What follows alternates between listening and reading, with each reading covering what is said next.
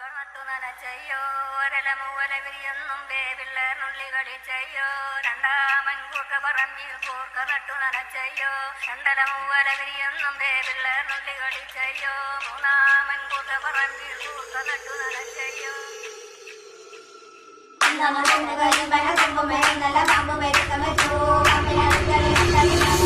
പാമ്പിന്റെ തലളക്കം പാമ്പ് പെരുക്കം വെച്ചു